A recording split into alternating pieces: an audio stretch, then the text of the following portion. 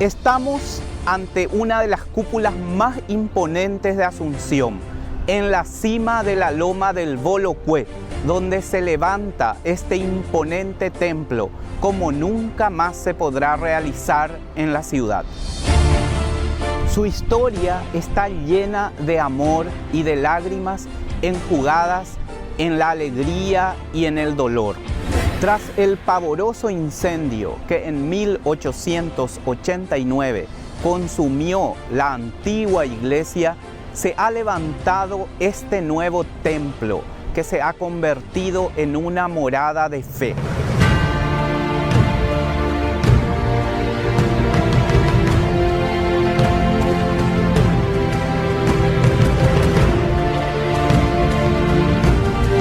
En enero cumplí 8 años que estoy acá en el Templo de la Encarnación, pero de chico también fue mi primera parroquia hace 29 años. Fui enviado aquí 3 meses y luego falleció un sacerdote del seminario, yo era su suplente, su auxiliar, y al fallecer él me llevaron a mí para que yo diera esa cátedra en el seminario, estuve otra vez 2 años. Esta es la primera iglesia que se edificó en el barranco, incluso antes de hacer la casa fuerte, en el año 1537. Es la iglesia matriz, es la primera iglesia que sirvió posteriormente con el correr del tiempo. Cuando se construyó la catedral en la época colonial, sirvió también como catedral, estando cerca de la barranca del río. Es importante esta colina, Bolocue, porque está la Iglesia Encarnación aquí, ¿verdad? Su sexta y esperemos última instalación, construcción, se da aquí, después de otras 5 anteriores, ¿verdad? Creo que le llaman cariñosamente la Iglesia Andariega, así es. La Iglesia de la Encarnación tiene muchísimas connotaciones, es decir, tiene muchísimo valor histórico. Está asentada sobre una de las 7 colinas que conforman la morfología de Asunción y creció como una roca perenne, portadora de mucha historia y de muchísimo simbolismo dentro del contexto de la ciudad de Asunción. Y tal así que mi sueño de estar aquí me llevaron por San Lorenzo, Villeta, acá San Antonio, y luego de unos cuantos años, más de 20 años después, volví a caer acá en el Templo de la Encarnación.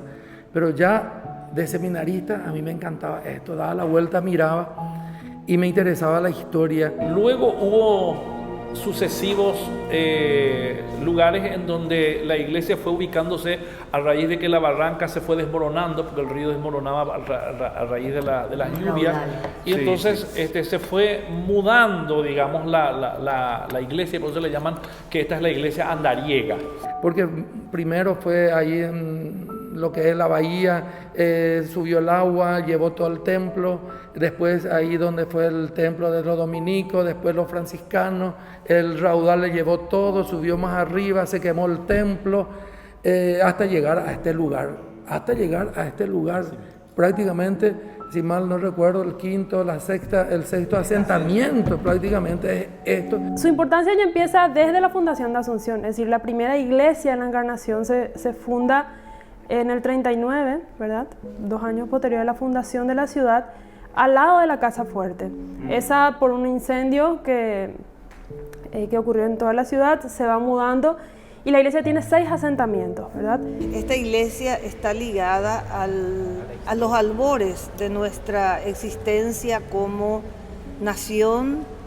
¿Y por qué? Según las crónicas del propio Félix de Azara, la primera construcción habría sido ordenada por Irala poco después de la conquista, en 1537. En esa época, de la época colonial que estoy hablando yo, ocuparon también como convento los dominicos, que tuvieron por mucho tiempo, incluso hasta la época de la independencia. La época de la independencia, ya con la subida al poder del doctor Francia, eliminó casi todos los conventos del país. Entre ellas incautó los bienes de la iglesia y los bienes también conventuales de los dominicos. Entonces les dio pauta a ellos para que puedan o secularizarse o salir del país. Y destruida por un incendio en 1543. cuando Álvar Núñez, cabeza de vaca, ordena su construcción en un sitio que estaría, digamos, en lo que fue el fuerte originario, ¿verdad? La casa fuerte. Posteriormente, el doctor Francia hace edificar una iglesia más, digamos, más cercana a lo que fue el lugar original donde se quemó la iglesia, y en ese lugar se edificó, en la época del doctor Carlos Antonio López, la iglesia que nosotros conocimos como iglesia incendiada en el año 1889. Y ahí, por ejemplo, se ratificó la independencia de la nación, albergó los restos del doctor Francia. Es decir, tuvo muchísima importancia esa iglesia.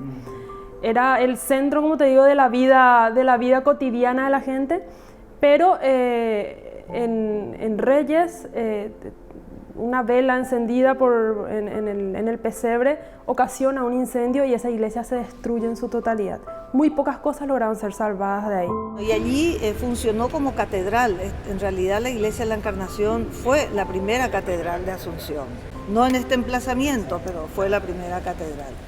Y luego también allí funcionó un tiempo como cabildo.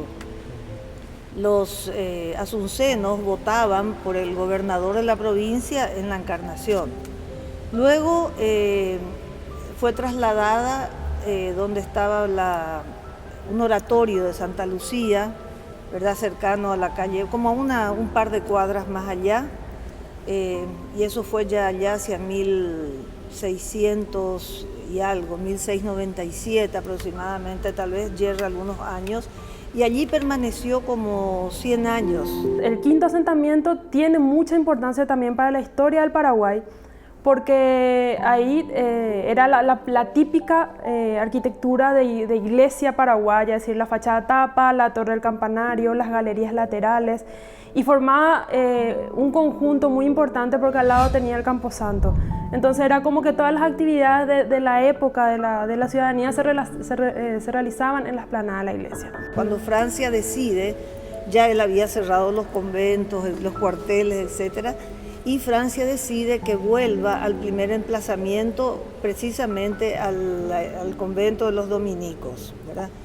Bueno, y de allí se incendia, entonces en el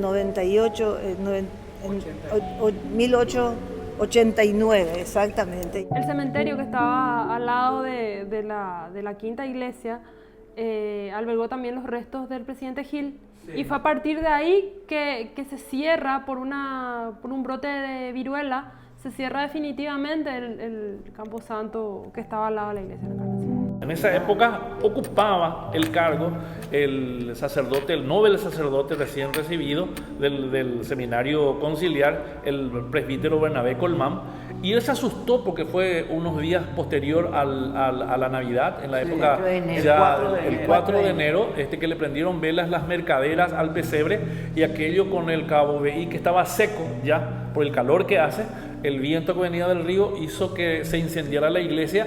Y él estaba en ese momento en la catedral, corre para tratar de socorrer, llevando aguas, pidiendo auxilio, y la iglesia no se pudo salvar íntegramente. Se salvaron algunos ornamentos, se salvaron algunas imágenes, y el pueblo quedó con mucha consternación, con mucho dolor. Fue el padre Bernabé que, pidiendo ayuda, socorro a la Virgen, se desmorona una parte del muro y él logra entrar a la iglesia para rescatar parte de los elementos de la iglesia, y al salir recién se le empiezan a incendiar las túnicas, para que la gente le ayude ahí. Es él el cuidador de todos esos elementos, de todos esos tesoros que se lograron salvar.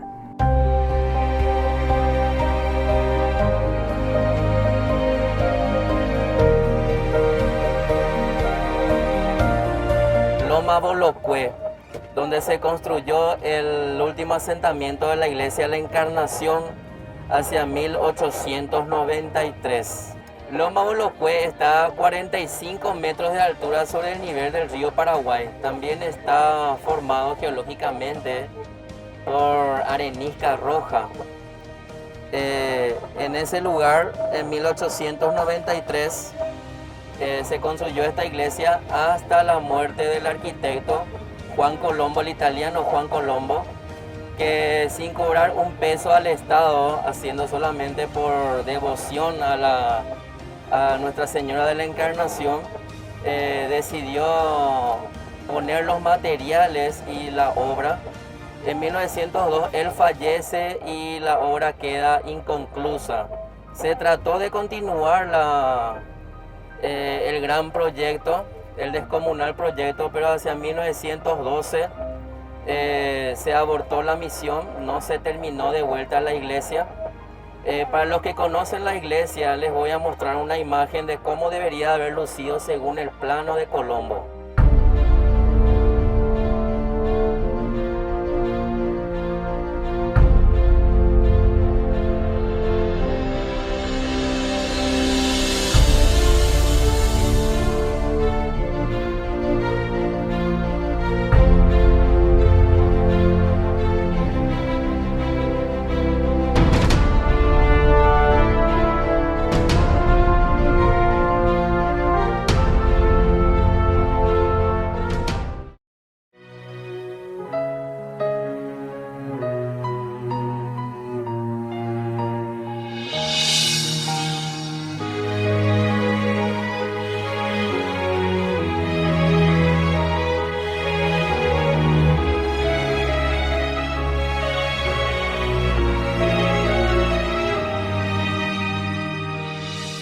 Dicen que este sitio fue elegido por el mismo Dios, quien lo marcó con una bandada impresionante de palomas, y cuando se excavaron los cimientos, un intenso aroma a incienso inundó la ciudad. Vamos a descubrir sus misterios y rincones.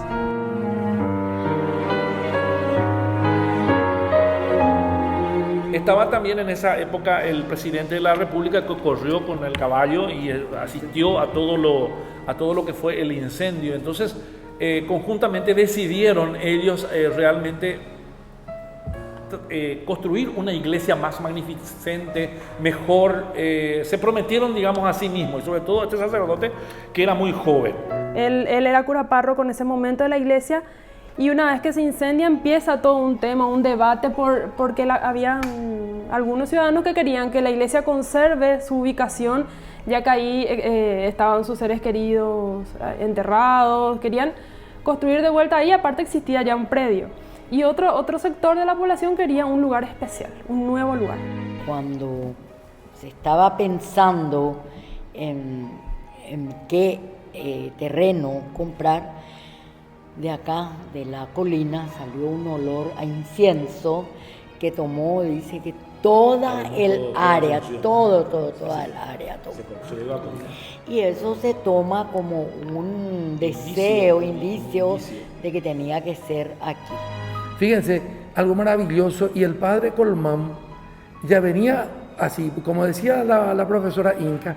Hay varias anécdotas, porque lo que yo también, otra feligresa me contó, que él caminaba, ya tenían que encontrar el lugar donde, y él se encomendaba a la Virgen de la Encarnación, dónde querés estar, para que definitivamente pueda estar tu templo consagrado. Y cuenta la tradición que el día del incendio, una apaciguada las llamas de la loma Bolocué, ¿verdad?, donde está ahora asentada, salió un olor a incienso muy intenso, que era como un presagio de que ahí tenía que estar implantada la nueva iglesia de la Encarnación. Así que él pasaba por acá y como del cielo caía así como algodones, fue cayendo, y él decía, pero esto son algodones, son como estelas de la Virgen que me va mostrando, ¿verdad? El padre Bernabé Colmán empieza a recorrer con el presidente de la República, ya una vez agotadas las fuerzas del sitio donde está implantada actualmente, salieron volando un millón de palomas. Entonces dijeron, bueno, este es el sitio donde tiene que estar implantada. Yo le dije a la señora, no habrá pico algún samú que tenía su frutita y que se caía así en broma, ¿verdad? Pero él creía firmemente que la Virgen se comunicó con él a través de ese polvillo de algodón que caía, y decía, este tiene que ser. Y varios fueron los hechos que fueron sucediendo para la construcción de esa iglesia. Realmente esa iglesia es un milagro. La construcción de esa iglesia es sumamente milagrosa. Una vez que decidieron construir en otro lado del templo, empezó el proceso de buscar un terreno nuevo, ¿verdad? Entonces, lo del perfume a incienso es una leyenda, pero no han de estar muy equivocados, ¿verdad? Y para eso, posteriormente se formaron comisiones, se formó la comisión de la iglesia, otra vez con otra comisión también civil, y se iniciaron, digamos, el proyecto de lo que fue esta iglesia que donó el arquitecto Giovanni Colombo. Él era italiano, ¿verdad? Que había estudiado en Italia y era uno de los pocos sobrevivientes de la guerra, y él dijo, voy a donar este plano de esta iglesia con la condición de que yo dirija. La gente que entra por primera vez a la iglesia y que entra con un espíritu de recogimiento, dice que se siente Mucha espiritualidad. Una energía muy superior. fuerte, muy superior acá, ¿verdad?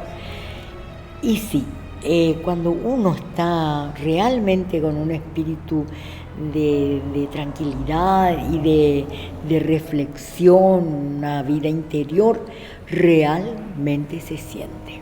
Él sabía de que si otra persona dirigía su trabajo nunca iba a ser lo mismo lo que él proyectaba. Entonces se le concedió a él, digamos, a perpetuidad la dirección de la obra. Pero ahí empezaron los problemas. Ese lugar tenía 17 propietarios. No había mucho dinero para comprar y empezó el proceso de recaudación de dinero. Como eran muchos los dueños acá, se le tomó mucho tiempo para la compra porque se hablaba en forma muy privada, secreta, de tal modo que no corriera la voz de que se quería comprar y subieran los precios, ¿verdad? Entonces por eso llevó mucho tiempo la compra. Primero pasó que el padre Colmán cayó enfermo de tifus, ahí frenó un poco el proceso de adquisición de los terrenos y demás. Después el banco, hubo una quiebra general de los 3 bancos más importantes de la ciudad.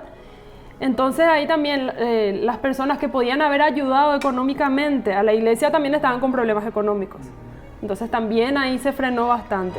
Y eso no quiere decir que con el correr del tiempo, ya en los años 30 y 40, fueron surgiendo modificaciones porque la obra era muy monumental. Y entonces surgieron cambios porque también el padre Bernabé Colmán no estuvo presente en toda la época de la construcción. A él también, como sacerdote obediente de la iglesia, era trasladado a otras ciudades donde él prestó su servicio apostólico, y acá fueron encargados otros sacerdotes que comenzaron a dirigir las obras, y lógico que las cosas quedando en manos de terceros ya no es lo mismo. Claro, fíjate, él, un sacerdote joven que no tenía plata y tenía que hacer todo un esfuerzo, pero dice que desde el presidente de la República hasta las últimas mercaderas, por decirte así, sin meritar nada, contribuyeron para que adquirieran este lugar. Y cuando construyeron, dice, a mí me dijeron, lo que está enterrado abajo es prácticamente lo que se ve también arriba. O sea, vos podés encontrar humedad, vos podés encontrar el revoque que se cae, qué sé yo, pero una grieta así de las paredes no hay, quiere decir que tiene un buen asentamiento. El cimiento que hicieron es algo extraordinario, ¿verdad? Pero eso no quiere decir que ya en su ancianidad él pide volver a la parroquia, y él queda, digamos, como adscripto a esta parroquia. Él tenía una casa muy pobre, incluso la casa él hipotecó para poder donar todos sus bienes a esta iglesia. Él murió pobre de solemnidad. Él era originario de Carapeguá, de donde fueron traídos a través de sus parientes, y el dinero de la hacienda que quedó del padre fueron depositados acá los ladrillos que venían desde Carapeguá a través del ferrocarril que bajaba ahí, y las mercaderas y los empleados eran encargados de traer hasta acá los ladrillos para la construcción de esta iglesia. Yo lo que sé es que ellas traían los ladrillos, ¿verdad? Desde el ferrocarril. Desde el ferrocarril hasta aquí. Una promesa. Claro. Ayacaari. Una promesa traían ellos y hacían. Traían esa. Sí. Una vez que consiguieron adquirir el terreno, ¿verdad? Hay una gran inundación y todas las fábricas paran y no había materiales. Entonces ahí el padre recurre, él era de Carapeguá, y recurre a sus compueblanos y les pide que le ayuden con el tema de los materiales, y ahí empiezan a llegar milagrosamente materiales de Carapeguá, de Areguá, de millones de lugares, inclusive de Argentina y Uruguay. Y con eso se empieza a construir la iglesia de la Encarnación. Cuando se cavaron los cimientos de esta iglesia, estaba tan asustado el sacerdote, porque se cavó acá como 5 o 6 metros y luego se inundaba con las lluvias, y aquello sacar el agua era todo un problema, y él decía que los ahorros que él tenía, se iba a diluir prácticamente en los cimientos, y él estaba asustado. Por un lado, un poco en el sentido de que la iglesia peregrinó mucho para afincarse definitivamente aquí, gracias a Dios, en este lugar maravilloso. Segundo, lo que fue la osadía para aquel momento. Fíjense lo que era el templo monumental, esta basílica, que se animaran a construir, tenían que ser idealistas, fanáticos. Entonces fue convocado un gran arquitecto que construyó una de las iglesias de Corrientes, y era un italiano también como él, y vino a ver los cimientos cuando estaban, y le dijo al padre: déjele que el arquitecto está haciendo muy bien su trabajo. Y se respetaron la profundidad del cimiento, que hay como 5 metros acá de cimientos para la construcción de esta iglesia, y se fue levantando después con el apoyo de todo el pueblo paraguayo. También hubo aportes de la gente, ¿verdad? La gente común. Habían obreros que después de su horario de trabajo venían a trabajar. El agua traían desde el río, venían niños ayudando. Es decir, fue todo un proceso milagroso, y de repente también la gente no entendía por qué no avanzaba la obra, porque realmente la iglesia tiene una fundación tan grande que se estaba enterrando, es decir, literalmente se estaba enterrando el dinero, y la gente todavía no veía el fruto de sus esfuerzos. ¿Entendés? Entonces también eso mermaba un poco la iniciativa de la gente de seguir luchando por la construcción del templo. Aquí hubieron personas pudientes de la zona, porque la zona de la Encarnación antiguamente, en donde estaban la zona de la catedral, eran las gentes, digamos, que rodeaban Asunción, y el primer anillo, digamos, de gente importante estaban cerca de la catedral. Ustedes fíjense que el presidente Carlos Antonio López tenía su casa en el costado. Exacto, y todo lo demás. Entonces, después de la guerra prácticamente lo mismo ocurrió, porque Asunción fue desabastecido y la gente, muchos perdieron sus casas, pero la gente más o menos pudiente que se organizaron, italianos que llegaron acá, hicieron sus casas en toda la zona de lo que era la Encarnación vieja. Y cuando se mudó la iglesia en este sector, la misma cosa hicieron también los descendientes de los italianos, franceses y toda la gente cosmopolita que vinieron después de la guerra, y se instalaron todo en esta zona. Por eso tenemos nosotros un barrio que es aquí prácticamente de italianos. Ahí tenemos la Plaza Italia, después tenemos un barrio judío, que eran también los que digamos estaban alrededor aquí de la ciudad. Porque era juntar, sí, la magnitud. Fíjate, nosotros ahora en los mejores momentos, la iglesia de Caacupé se cortó por la mitad. Por eso decía acá el profesor, nunca más en la historia de nuestro país se va a poder levantar un templo como este. Porque si se podía haber hecho el templo de la Virgen de Caacupé. Pero no se pudo, se quedó ahí inconcluso, una media nave, media todo, ¿verdad? No es nada de eso, en comparación a lo que es esto, una basílica real. Entras acá y entras en Roma, es lo mismo, el mismo estilo, no tenés nada que despreciar.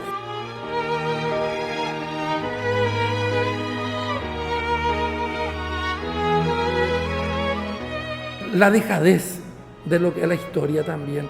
Este templo también fue, te digo, si tuvo tanta mala suerte, de buenos sacerdotes que estaban al frente, de combatientes sacerdotes y de buena gente, pero se ve que hubo lapsus también, tiempo en el que se dejó estar.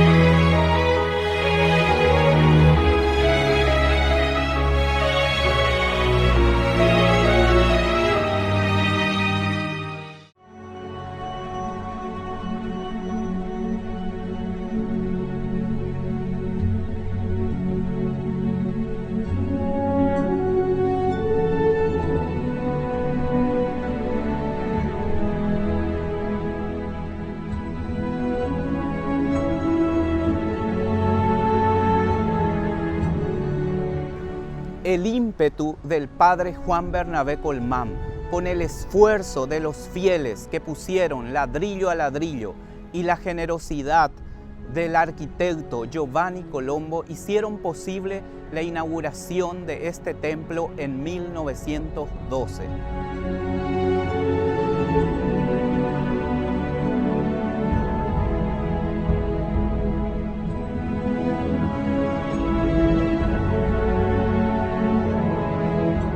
Esta imagen de la Virgen de la Encarnación es una de las tantas imágenes que fueron rescatadas de la antigua iglesia de la Encarnación, que fue quemada el 4 de enero de 1889.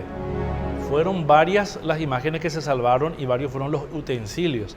Existe un inventario de dichos objetos que están guardados en el archivo de la iglesia metropolitana.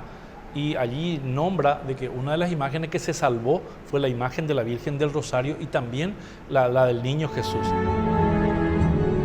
La Virgen del Rosario era una imagen muy venerada por los negros y los dominicos tenían como devoción principal a la Virgen del Rosario, no a la Virgen de la Encarnación.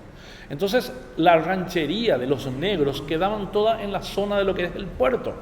Y ellos le hacían una fiesta aparte, porque los conventos tenían esclavos y los esclavos hacían sus propias fiestas, que fue eliminada casi toda la fiesta, a excepción de lo que fue la fiesta del 6 de enero, que fue lo único que permitió el doctor Francia, y luego fue terminando. Pero después de terminar la guerra todavía quedaba un residuo de negros que traía la imagen a la iglesia, o de la iglesia la llevaban para venerar en su barrio, le hacían sus cantos del estilo candombe, que ellos tienen una peculiaridad especial, y se devolvía otra vez en la iglesia la imagen. Una de las primeras imágenes que se pudo salvar fue justamente la imagen de la iglesia de la Virgen del Rosario, porque estaba en el costado derecho. No estaba en el altar principal y el incendio ocurrió en todo lo que fue el altar. Y asimismo fue también que el niñito, según cuentan, de que las ropas fueron quemadas, pero como la imagen es de hierro, es totalmente de hierro, la imagen es totalmente de hierro y no es un niño de Praga, no es un niño Jesús de Praga, es más bien un niño salvador del mundo. Este niño salvador del mundo es una imagen muy venerada por el pueblo paraguayo, por todo lo que es, en todas las regiones del país. Usted va a ver que el niño, sobre todo en Capiatá, Itagua, hay capillas dedicadas al niño, y al niño Jesús del Salvador del mundo, que normalmente se le conmemoraba el día 1 de enero, que es el día de su fiesta. El 27 de agosto de 1893 se hace una procesión desde la casa de la familia Castelvi, que era la que tenía resguardada los objetos que se habían salvado a la iglesia, con un acompañamiento de niños vestidos de ángeles. Llegan a lo que iba a ser la iglesia y se hace la colocación de la piedra fundamental y de unas monedas de oro que ubicaron cerca de uno de los pilares del altar. Ahí empieza la construcción de la iglesia. Previo a eso sí ya se construyó una capilla provisoria donde vivía también el padre Colmán, y ahí es decir, era el previo, es decir, era la primera construcción que se hizo dentro del previo. Esta iglesia es una de las iglesias principales y es la iglesia matriz de Asunción. Es la primera, sigue siéndolo hasta ahora, después de la catedral. Cuando sugirieron al Monseñor Bogarín, y esto estaba ya semi-terminado, le dijeron, ¿por qué no muda la catedral acá? Y él dijo que no se podía ir contra la historia. Entonces, como la catedral se hizo ya en la época de Don Carlos, aquello se estructuró y él estaba también modificando toda la catedral, trayendo imágenes nuevas, porque toda Asunción fue saqueada durante la guerra. Exacto. Y ustedes lo saben, ¿verdad? Sí, siempre comentaban el tema del impulso, de la fuerza que tenía, de todo eso, pero realmente con quien más ellos trataban fue con el padre Bogarín, con Monseñor Bogarín. Con Monseñor Bogarín. Él era una persona de muchísima lucha, mucho incentivo, empujaba muchísimo a seguir adelante, a crecer, a luchar por terminar la Iglesia de la Encarnación. Ellos dos fueron los propulsores y de hecho ellos dos están enterrados dentro de la Iglesia de la Encarnación. Entonces dijo, no, vamos a dejar esto como la primera iglesia y cabeza de la iglesia paraguaya.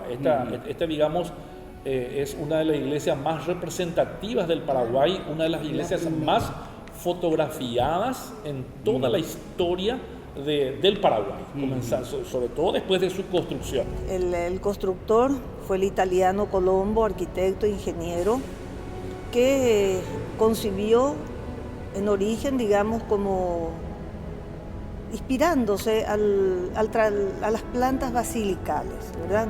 Sabemos que sufrió modificaciones con el trayecto, porque esto tenía que haber tenido dos torres principales que fueron eliminadas, y algunos detalles más también, como la parte digamos, de lo que es la cúpula y el cupulín, que también es obra ya de otro, digamos, obra de otro arquitecto, no de otro arquitecto, más bien es de otro constructor. Mira, el estilo, según el arquitecto, que es Carlos Colombo, es románico corintio, pero realmente no se puede definir un estilo arquitectónico porque no está terminada, no está concluida la iglesia. Entonces tiene varias naves, pero las basílicas en sí mismas también tuvieron distintos momentos. Están las paleocristianas, están las de la época de Constantino y están las posteriores. Y aquí, si uno ve realmente lo que puede apreciar es un muy logrado eclecticismo. Digamos ya al estilo más de la época y más al estilo de la transformación de la iglesia que estaba sufriendo, porque el estilo original era un estilo ojival.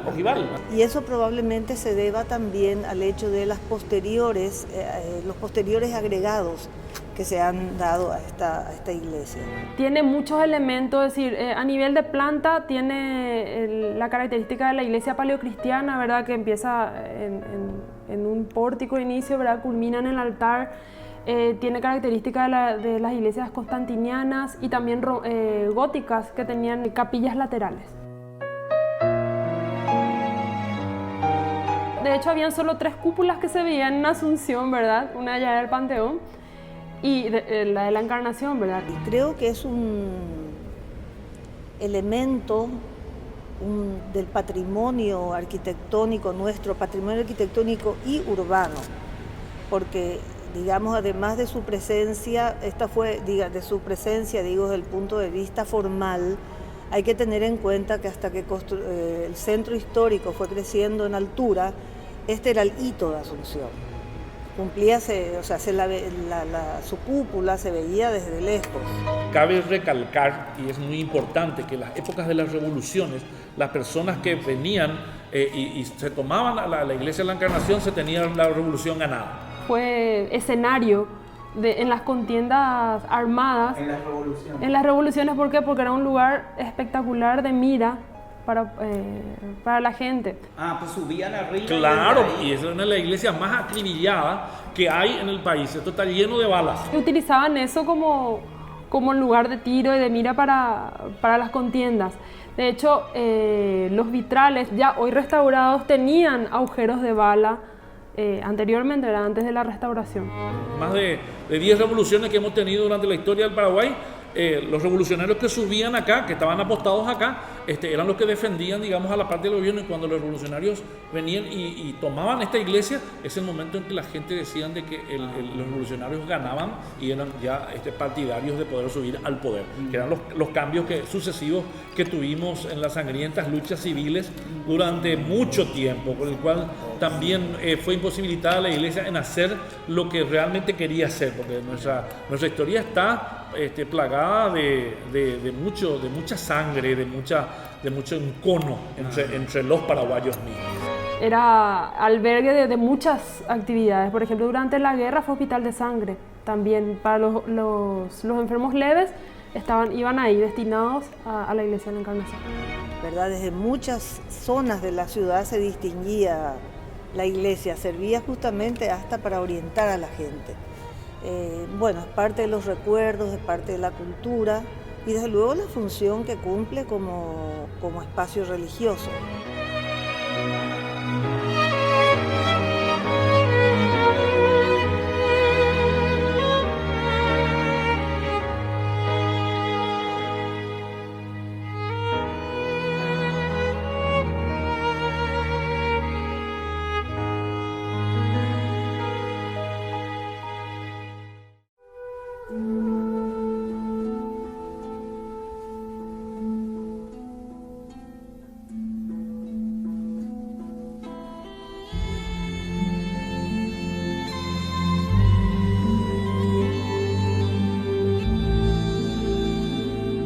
Monseñor Bogarín es el que rigió por espacio casi de 50 años esta iglesia. Fue, digamos, el que logró terminar, digamos, en una palabra, el templo, y entonces algunos detalles se fue concluyendo durante su curato. Él cuenta de que un día llegó una persona con acento alemán y pidió dejar su obra de Jesús en el huerto y le pidió el permiso, y él colocó los andamios, trajo sus ayudantes y pintó y dejó para la posteridad como un regalo para la iglesia el Jesús en el huerto que nosotros iluminamos en Semana Santa, sobre todo el día jueves, el día que se hace el día del lavatorio de los pies. Se hace una iluminación especial al Cristo que tenemos acá en la nave central. Este misterioso señor, cuando el Monseñor Bogarín quiso preguntarle su nombre y le dijo que le iba a contestar, ya al día siguiente que terminó la obra, él desapareció y él nunca más volvió a la iglesia.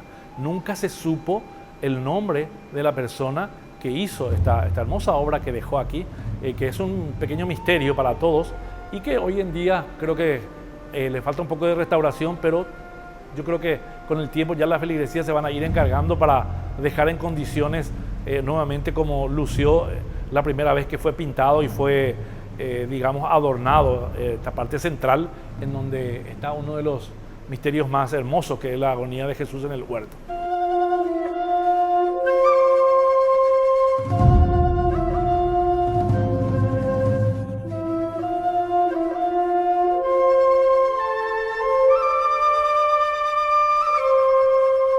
Y la hermandad de Jesús son 12. Y ellos venían a preparar todo lo que concierne al Viernes Santo. Ellos eran los encargados de prepararle a Jesús para su crucifixión, para todas esas cosas, todo eso. Por eso le llamaban la hermandad de Jesús. Jesús celebraba todo, ¿verdad? Como antes hacían todos estos, los representación de la muerte de Cristo completo. Incluso había días en que lo hacían afuera, ¿verdad? Porque era tan grande la parte de adelante, había tanta gente, entonces se celebraba afuera. Ellos preparaban todo, ¿verdad? Desde la crucifixión, el sermón de las 7 palabras. Sí, en realidad desde el Jueves Santo con el lavatorio de los pies, porque ellos se vestían como apóstoles, ¿verdad? Y se lavaban los pies. Sobre la Hermandad de Jesús, era un grupo de laicos que se consagraban, digamos, de forma especial para trabajar sobre todo en los tiempos fuertes. Ellos ya preparaban todo lo que era el ajuar de lo que se tenía que utilizar en Semana Santa durante el tiempo de Cuaresma. Venían grupos de estacioneros de la zona de la Chacarita y también participaban en todo lo que era el ritual de Viernes Santo, sobre todo, porque los estacioneros sobre todo salen jueves y los Viernes Santos a la tarde estaban en las iglesias. Usted me contó también que el sacerdote antes se subía arriba. No había edificios, no había edificios. Entonces el sacerdote tenía un sacristán, un eterno como él, un eterno sacristán. Entonces él tenía un parlantecito. Sí. Y ahí esa era la manera de comunicarse con la comunidad. ¿Y qué, por medio de y ahí pasaba todo lo que sucedía, el programa de Semana Santa. Entonces la comunidad se enteraba por medio del parlante del padre Bogarín allá en la cúpula, y como no había edificio se escuchaba también el reloj. Hace poco se reparó. Sí, hace poco el señor Cubina, el señor Gustavo Cubina, que es experto en el pasó y dijo, ¿por qué no suena mal el reloj? No sé, yo ni dónde estaba. Allá, lo que sí que se animó él y vino gratuitamente a arreglar. Trabajó muchísimo como negro porque hace calor ahí en el campanario, ¿verdad? En una de las torres está y la verdad que, mira, después de poner 30, 40, 50 años, volvió a funcionar el reloj y a sonar las campanas.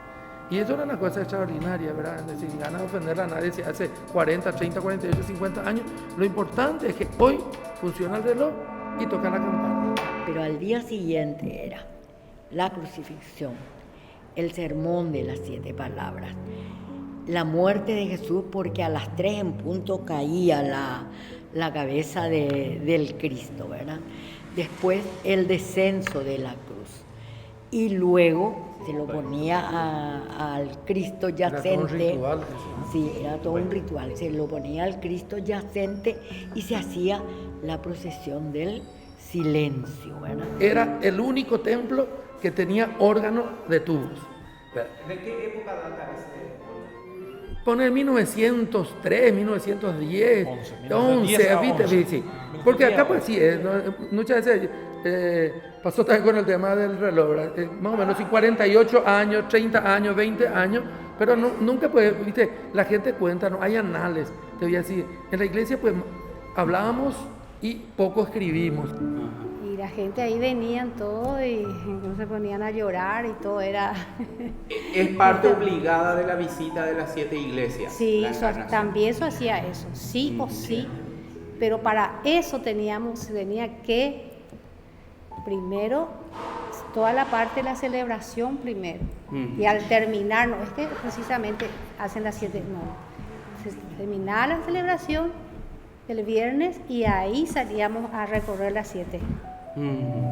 Hubo una época, no sé si durante el concilio o después del concilio, no recuerdo bien, que muy pocas imágenes, pocas o nada tenían que quedar en las iglesias. No sé si se acuerda, la padre. Iconoclasia. Bueno, en esa época desaparecieron de acá muchísimas reliquias. ¿Dónde están? No sé, yo no le puedo decir eso. Y con toda la familia, así como la época de Navidad, con toda la familia se visitaba los pesebres y todo eso, era así. Después yo me casé y viví justo otra vez acá. Mi marido compró un departamento ahí, notable. Y nuestra oficina acá a una cuadra. Siempre su historia siempre se fue relaciona acá, sí, estuve acá y así. Este grupo de laicos estuvo mucho tiempo dirigido por el padre Bogarín y ellos se reunían una vez al mes. Existen las actas de ellos, existen los nombres de todos ellos. Algún día hay que biografiarlos de forma especial. Existen fotografías también del padre Bogarín con el grupo de la Hermandad de Jesús, en donde es un testimonio histórico de todo lo que ellos hacían y realizaban en la iglesia en tiempo de Semana Santa. El padre Colmán está enterrado acá, el padre Bogarín está enterrado aquí. Eran grandes sacerdotes que hicieron mucho, pero no sé en qué momento se dejó estar este templo que se fueron cayendo. A pesar de su imponencia, porque viéndola digamos, aquí a su interior, uno puede apreciar la riqueza de sus espacios, la finura de su concepción y de sus terminaciones. Sin embargo, el tema del mantenimiento, como es común lamentablemente en todo nuestro país, no son las adecuadas. Entonces tenemos problemas de humedad, etc. Tal vez así que yo creo que porque la iglesia misma ya no pudo sostener, y el Congreso también tomando interés en esto que es un ícono de nuestra ciudad de Asunción y del Paraguay, lo declaró en el año 1992 como Patrimonio Histórico Nacional. Yo creo también la iglesia con gran esperanza de que a través del gobierno y al declararse patrimonio se pueda restaurar en el sentido de dejar en óptimas condiciones esto, cosa que nunca se logró. Se hacen pequeñas intervenciones porque hay goteras, porque hay filtraciones, porque hay humedades, etc.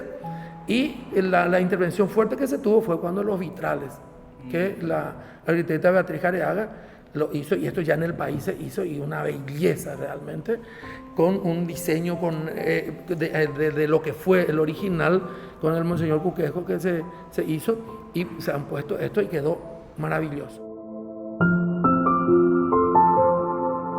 Primero es la parte eléctrica, todo el cableado, ¿verdad?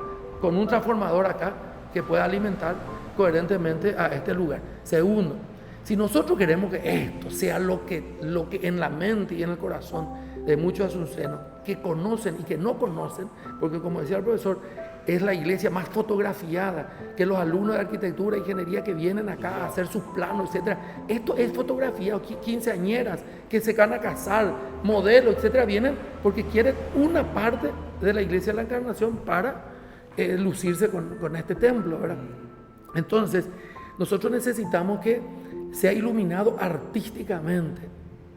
Y yo hablé con el ministro Jiménez Gaona y nos dijeron, yo le dije, si se puede que quede lindo como el Panteón, como el Palacio de Gobierno, me dijo, va a quedar más lindo. Y hasta ahora yo cuando le veo hablar al ministro, va a quedar más lindo, suena en mi oído, ¿verdad? Entonces, desde dentro y por fuera se va a iluminar. De tal manera que propio y extraño digan, vamos al centro y vamos al Templo de la Encarnación para ver la lumínica, porque por la noche esto puede ser un lugar de encuentro, un lugar de sacar fotografías, selfies, que pueda aglutinar a la gente, ¿verdad? Nosotros vivíamos en Sajonia, ¿verdad? Sí. Cuando era chica. Y veníamos a la escuela Brasil. Veníamos en tranvía, cuando eso papá y mamá ni nos traían ni nos llevaban. Mi hermanita y yo subíamos al tranvía, bajábamos en Montevideo, caminábamos hasta la escuela Brasil, pero a la vuelta papá nos buscaba, porque trabajaba acá cerca, nos buscaba y entonces pasábamos por acá. Y para mí era, claro, había mucha imaginación, ¿verdad? Mucho. Claro, había mucha imaginación porque leíamos muchos cuentos de príncipes, y para mí esto era un castillo medieval. Entonces yo muchas veces me imaginaba a los reyes, a los soldados, quería ver solamente el puente levadizo que no había, ¿verdad? Para mí era una cosa impresionante, monumental.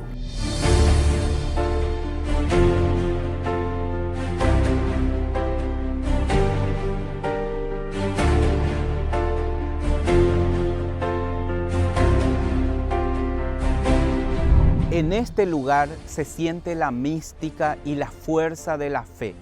El niño milagroso salvado del incendio, el sagrario, las reliquias.